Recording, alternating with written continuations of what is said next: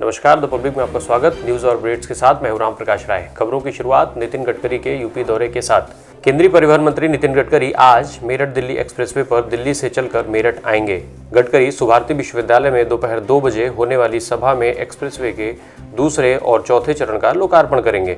उनके साथ केंद्रीय परिवहन राज्य मंत्री और गाजियाबाद के सांसद वीके सिंह, यूपी के डिप्टी सीएम केशव प्रसाद मौर्य मौजूद रहेंगे।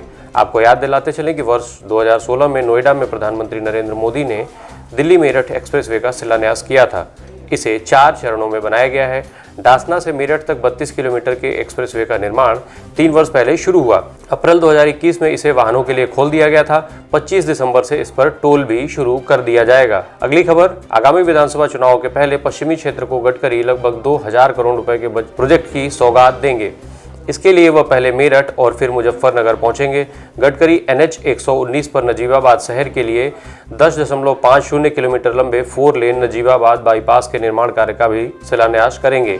इसकी कुल लागत 568 करोड़ है। वहीं मेरठ मुजफ्फरनगर NH 58 के अतिरिक्त कार्य जो शामली में 8 किलोमीटर के रिंग रोड और पुरकाजी लक्सर हरिद्वार 15 किलोमीटर हाईवे का लोकार्पण और शिलान्यास भी होगा।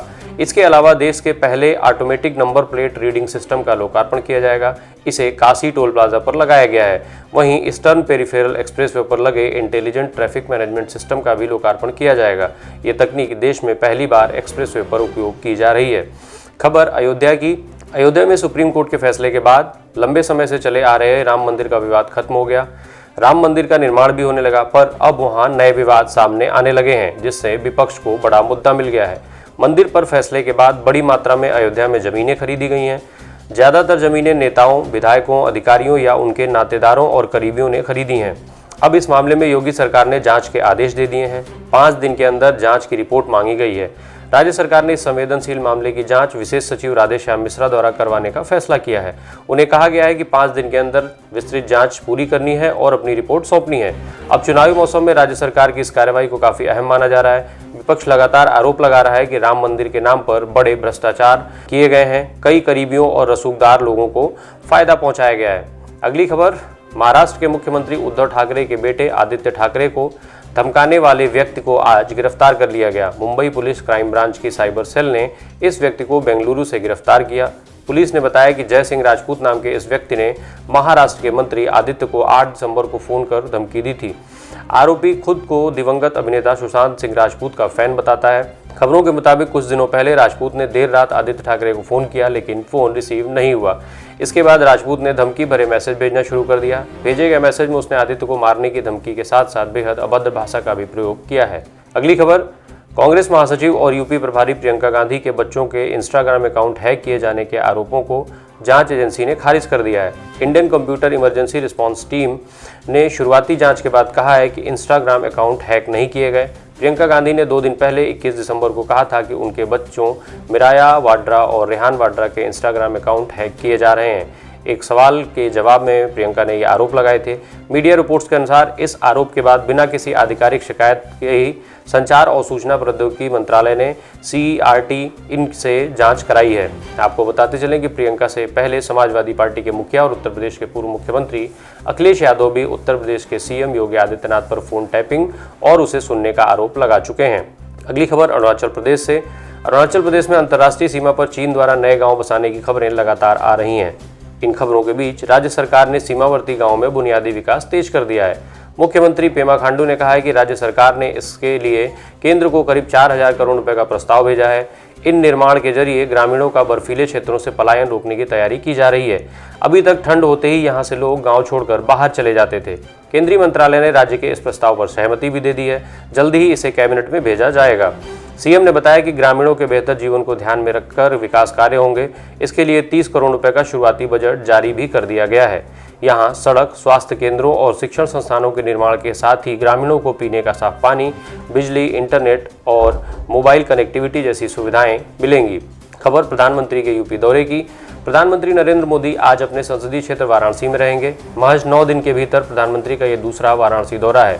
वह करखियाओं के 870 करोड़ रुपए की लागत से तैयार हुए 22 प्रोजेक्ट का लोकार्पण करेंगे।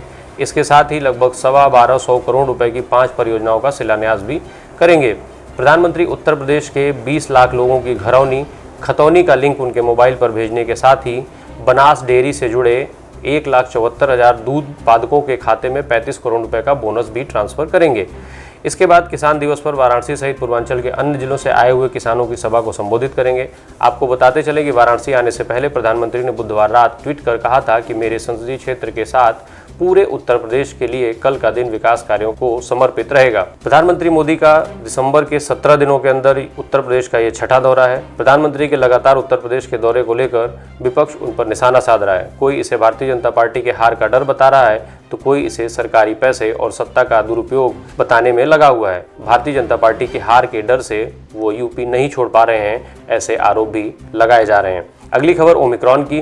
देश में कोरोना के नए वेरिएंट ओमिक्रॉन की बढ़ती रफ्तार ने सरकार की चिंता बढ़ा दी है। इसे लेकर एक तरफ जहां स्वास्थ्य मंत्रालय में बैठकों का दौर जारी है, वहीं दूसरी तरफ आज स्वयं प्रधानमंत्री नरेंद्र मोदी ने देश में कोरोना की स्थिति को लेकर अधिकारियों की बैठक बुलाई है। इसके अलावा आज दिल्ली के मुख्यमंत्री अरविंद केजरीवाल ने भी बैठक बुलाई है। उम्मीद जताई जा रही है कि बैठक के बाद दिल्ली के लिए नए दिशा निर्देश जारी हो सकते हैं। अगली खबर, भारत में ओमिक्रॉन वेरिएंट से संक्रमित होने वाले मरीजों की कुल संख्या अब देश में 280 हो गई है। इनमें महाराष्ट्र में सबसे अधिक 65, दिल्ली में 57, तमिलनाडु में 34, तेलंगाना और केरल में 24, गुजरात में 23, राजस्थान में 22, कर्नाटक में 19 मरीज हैं। इसके अलावा उत्तर प्रदेश और आंध्र प्रदेश में 2-2 मामले, पश्चिम बंगाल, उत्तराखंड और चंडीगढ़ में 1-1 मामला सामने आया है।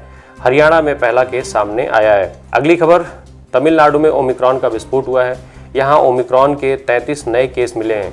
राज्य में अब कुल ओमिक्रॉन मरीजों की संख्या 34 हो गई है। राज्य के स्वास्थ्य मंत्री ने इसकी जानकारी दी। उन्होंने बताया कि चेन्नई में 26, सलेम में 1, मदुरई में 4 मामले और तिरुवनमलई में 2 मामले दर्ज किए गए। इन नए मामलों के साथ ही देश में ओमिक्रॉन के कुल मरीजों की संख्या 287 हो गई। अथॉरिटीज़ ने बताया कि इन ओमिक्रॉन संक्रमितों के संपर्क में आने वालों को ट्रैक किया जा रहा है। कुछ लोगों की जीनोम सीक्वेंसिंग के नतीजे अभी नहीं आ पाए हैं। माना जा रहा है कि ओमिक्रॉन मरीजों की संख्या और बढ़ सकती है। अगली खबर अमेजन विवाद की। अमेजन और फ्यूचर समूह के बीच जारी विवाद एक बार फिर दिल्ली हाईकोर्ट जा पहुंचा है। इस बार अमेजन ने प्रवर्तन निदेशालय ईडी के खिलाफ याचिका लगाई है। इसमें विदेशी निवेश कानून के उल्लंघन को लेकर ईडी की जांच पर सवाल उठाए हैं। अमेजन ने 816 पेज की याचिका में आरोप लगाया है कि 2019 में फ्यूचर समूह के साथ हुए $20 करोड़ के करार को लेकर उसे बेवजह परेशान किया जा रहा है। अमेजन ने याचिका में कहा है कि इसे लेकर ईडी की ओर से जारी समन में जो जानकारियां मांगी गई हैं वह फ्यूचर समूह की डील से अलग हैं। यह जांच पूरी तरह परेशान करने के लिए की जा रही है, जिसमें अमेजन के कई कार्यकारी अधिकारियों व भारत के प्रमुखों को सम्मन जारी किया गया है। अगली खबर पंजाब से। कांग्रेस आलाकमान ने पंजाब में कई दिग्गजों को झटका दे दिया है। कल रात दिल्ली में कांग्रेस स्क्रीनिंग कमेटी की मीटिंग हुई, जिसकी अध्यक्षता अजय माकन ने की। स्क्रीनिंग कमेटी में फैसला लिया गया है कि पंजाब चुनाव में एक परिवार के एक ही सदस्य को टिकट दिया जाएगा। ऐसे में कई ऐसे नेताओं के मंसूबों पर पानी फिरता दिख रहा है, जिनके परिवारीजन चुनाव मैदान में टाल ठोकने की तैयारी कर चुके थे। यह फैसला इसलिए भी अहम है क्योंकि राज्य के मुख्यमंत्री चरणजीत चन्नी के भाई डॉक्टर मनोहर सिंह बस्सी भी पठाना से चुनाव लड़ने के इच्छुक हैं। इतना ही नहीं, इसके लिए वह सीनियर मेडिकल अफसर के पद से इस्तीफा तक दे चुके हैं। वहीं कपूरथला से मंत्री राणा गुरजीत अपने बेटे को सुल्तानपुर लोधी से चुनाव लड़वाना चाहते हैं। ऐसे में देखना होगा कि अब ये नेता क्या जुगत भिड़ाते हैं। आज के अंक में इतना ही। धन्यवाद।